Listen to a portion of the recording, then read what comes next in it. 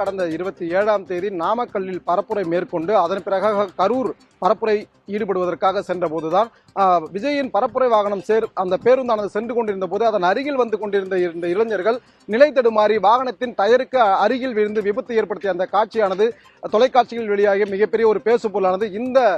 இந்த சம்பவத்தை மையமாக கொண்டுதான் நேற்று நீதிபதியானவர் அப்படி ஒரு தீர்ப்பை சொல்லியிருந்தார். குறிப்பாக சொல்ல வேண்டும் என்றால், எதற்காக வழக்கு பதிவு செய்யவில்லை, ஏன் அந்த வழக்கு பதிவு செய்து அந்த வாகனத்தை பறிமுதல் செய்யவில்லை என நீதிபதி அவர்கள் கேட்டிருந்தார். இந்த நிலையில் தான் போலீசாரிடம் இது பற்றி மேற்கொண்ட போது அது குறித்தான அந்த புகார்தாரர் யாரும் தற்போது வரை புகார் அளிக்கப்படவில்லை என்பதால் தான் அந்த ஒரு சட்ட நடவடிக்கையான எது எடுக்கவில்லை எனவும் தற்போது நீதிமன்றமே உத்தரவிட்டதால் உடனடியாக அந்த ஹிட் அண்ட் ரன் என்ற வழக்கு பதிவு செய்து அந்த வாகனத்தை பறிமுதல் செய்வதற்கான சட்ட ஆலோசனையில் ஈடுபட்டு வருவதாகவும் அவர்கள் தகவல் தெரிவித்திருந்தார்கள். இந்த நிலையில் தான் இந்த வாகனமானது இன்று அல்லது நாளைக்குள் பறிமுதல் செய்யப்படலாம் எனவும் தகவல் வெளியாகி இருக்கிறது.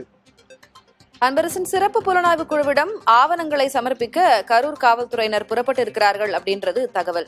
ஏதேனும் குறிப்பிட்ட தரவுகளை கோரி இருக்கிறார்களா சிறப்பு புலனாய்வு குழுவினர் கரூர் காவல்துறையினர்கிட்ட? குறிப்பிட்ட இந்தந்த வீடியோ பதிவுகளோ இல்ல ஆவணங்களோ வேறு ஏதேனும் மாதிரியான தரவுகள் இவையெல்லாம் வேண்டும் அப்படின்னு குறிப்பிட்டு ஏதேனும் கோரப்பட்டிருக்கிறதா?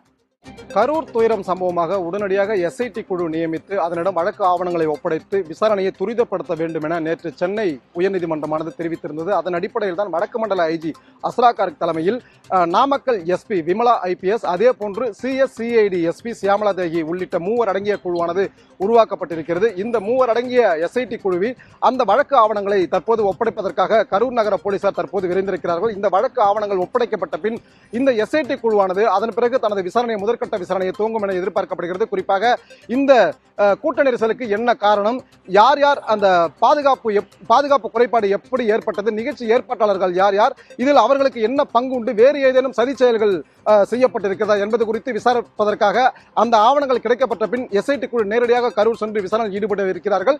இதன் தொடர்ச்சியாகத்தான் தற்போது அந்த ஆவணங்கள் அனைத்துமே இன்னும் சற்று நேரத்தில் எஸ்ஐடி குழுவின் கைகளில் கிடைக்கவிருக்கிறது. இதன் தொடர்ச்சியாக அடுத்தடுத்த விசாரணையும் அதே போன்று யார் யாருக்கெல்லாம் சம்மன் அனுப்ப வேண்டும் என தற்போது ஆலோசித்து வருவதாகவும் தகவல் வெளியாகிறது. அதன் தொடர்ச்சியாக குறிப்பிட்ட நபர்களுக்கு சம்மன் அளித்து விசாரிக்கவும் எஸ்ஐடி குழுவானது திட்டமிட்டிருக்கிறது.